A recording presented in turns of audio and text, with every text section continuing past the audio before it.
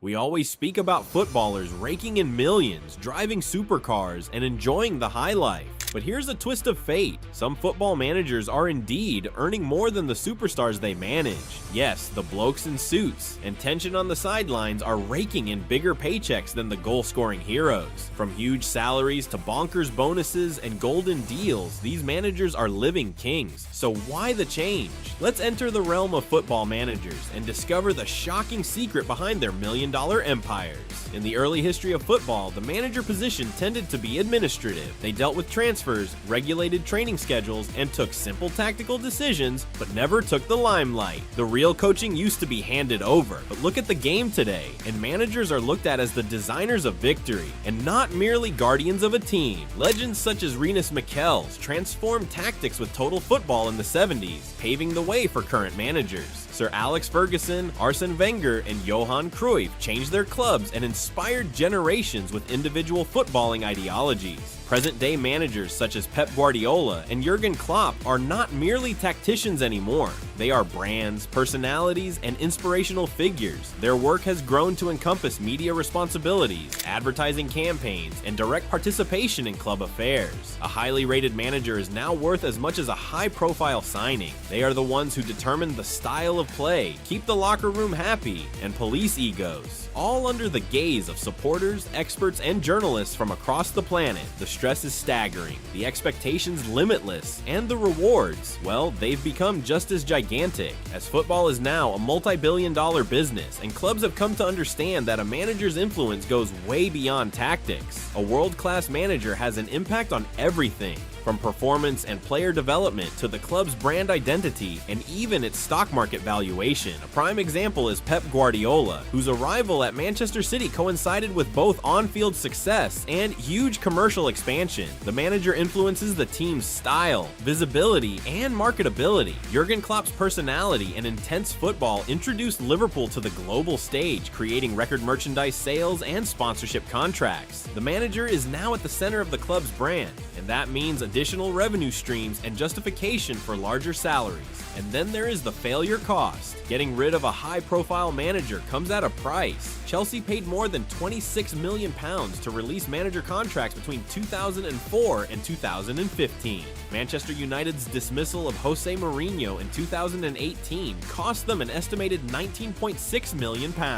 Clubs will pay more upfront to prevent even more expensive sackings down the line. In a world where winning equals millions and losing equals millions lost, an elite manager is both an investment risk and an insurance policy. That's why they get paid as much and sometimes more than the players they control. In the modern game of football, managers are no longer measured solely by trophies, but also by their role in shaping world branding, young players, and finances. Clubs are prepared to spend a fortune to sign world-class strategists who can manage dynasties, not only games. Below is a rundown of some of the highest-paid managers operating from the touchline. Pep Guardiola allegedly takes home £19 million, £23 million per year at Manchester City, not including performance bonuses. His overall salary can rise over £25 million, with league titles and European campaign bonuses. With Pep, City has won several Premier League titles and a historic 2023 treble. His creative approach and international image have boosted City's brand value, making him every bit worth it. Diego Simeone is still one of the most unexpected names on the list. He makes around €34 million, 36 million gross per annum, making him the highest paid manager in the world. While Atletico has never come close to Real or Barca's resources, Simeone's 10-year reign has brought La Liga championships and steady Champions League participation. His defensive strategy and red-hot intensity make the club what it is.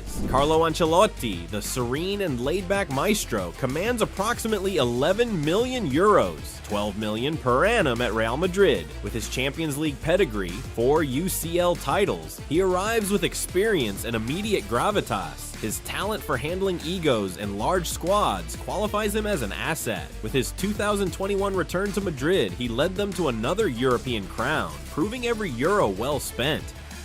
Jürgen Klopp makes approximately £15 million, 18 million per annum at Liverpool. His influence is more than awards. He revitalized Liverpool's international reputation with a charming brand and intense football. Mikel Arteta is on the ascendancy as well, reportedly taking home around £8.3 million annually, with Arsenal extending his contract despite interest from powerhouse European clubs. Thomas Tuchel earned close to €10 million at Bayern before his recent exit, and Hansi Flick earned similar amounts managing Germany. José Mourinho, who was football's best paid manager, earned €16 million annually at Roma and has received more than €100 million in exit fees throughout his career. When it comes to earnings in football, the assumption has always been that players sit atop the money mountain, and while that's still largely true, especially when endorsements are factored in, the gap between top players and elite managers isn't as wide as it once was, at least when looking at base salaries. Take Lionel Messi, for example. In 2023, estimated that he made about $130 million, of which $65 million came from salary and bonuses, and the other $65 million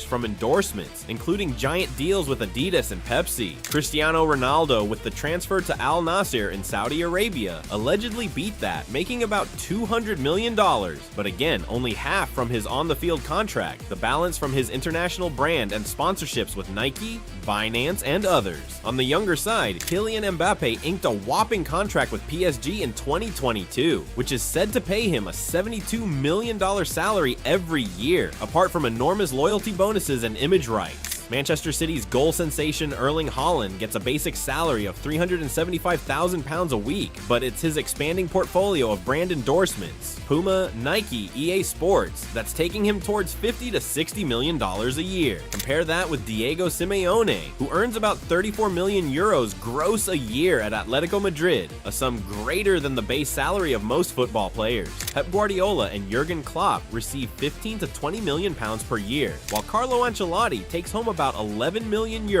all in club salaries alone. Without endorsement deals, their pay is still on par with much of the top-level player earnings. Nevertheless, when sponsorships are taken into account, the managers themselves can't rival Ronaldo or Messi, whose Instagram uploads alone are worth hundreds of thousands. Nonetheless, in plain wage terms, particularly with bonuses and payoffs included, certain managers are inching into the same economic stratosphere as worldwide football legends. Behind each jaw-dropping managerial wage is a contract full of clauses, bonuses, and benefits that render coaching at the top of the game not just an honor, but amazingly profitable. These additions usually go unnoticed, but can significantly boost a manager's pay above their basic salary. The biggest jump results from performance bonuses. Managers are paid millions for clinching league titles, national cups, or qualifying for the European competitions. For example, Jürgen Klopp reportedly received a bonus close to £1.5 million after winning the Premier League in 2020, and even more following the Champions League triumph in 2019. These bonuses are often tiered. Qualifying for UCL might bring one amount, while reaching the knockout stages or winning the tournament unlocks another. Also, image rights and commercial contracts are becoming increasingly popular among top managers. José Mourinho has signed with Heineken, appeared in commercials for Tops and Hublot, and appears on pundit panels regularly, each show or endorsement contributing to his money pie. Pep Guardiola has also been linked to international brands and has appeared in commercial adverts in Spain and the UK. Then there's the golden safety net, the severance packages. Top bosses don't simply walk away when they get the sack, they walk away wealthy. When Thomas Tuchel was sacked at Chelsea, reports said he was paid out almost £13 million. Mourinho, in his various sackings at Chelsea, United, and Spurs, has been estimated to have made more than €100 million in severance alone in his career. Finally, career longevity is an underappreciated benefit. A player may peak between the ages of 20 and 33, but a manager can manage well into their 60s or even 70s. That's 30 plus years of top-level pay, particularly for those who find themselves consistently working at large clubs. In short, though the most glamorous earnings may still reside with players, managers have a mixture of stability, performance-related payouts, and safety money bottom lines that render their professional lives extremely lucrative in the long term. Most of the best football managers were not always on million-dollar deals. Some began with nothing, working their way up through the lower divisions, unpaid internships, or even non-football football employment. Consider José Mourinho, for example. Once a translator for Sir Bobby Robson, he progressed from behind-the-scenes work to Champions League winning manager. Jürgen Klopp started at second division club Mainz 05, collecting modest salaries before his tactical prowess brought him to Liverpool and millions per year. Even Thomas Tuchel was hardly known, working with junior teams before upsetting Mainz and Dortmund. What made these outsiders millionaires? Reputation. The more success accumulated, the more market value grew. Today, elite-level experience is rewarded with massive contracts, bonus clauses, and endorsement deals. From being overlooked to overbooked, their story is a reminder of how performance dictates riches in football. Not all high-earning managers, however, deserve the outlay. Occasionally, clubs bet big and lose even bigger. Antonio Conte, for example, made millions from Spurs before being dismissed without producing a trophy. Mauricio Pochettino was offered a rich contract at PSG but was unable to endure the pressure, leaving with a large exit package despite failure in Europe. Such golden parachutes are the hallmark of top-class coaching. Deals are set up to look after managers financially even when things turn bad. Julen Lopetegui, fired by Spain on the eve of the World Cup, and Andrea Pirlo, let go after a brief stay at Juventus. Both collected hefty severance fees without ultimate success. In most instances, these bosses net more money from being fired than most individuals ever make in their entire lifetime.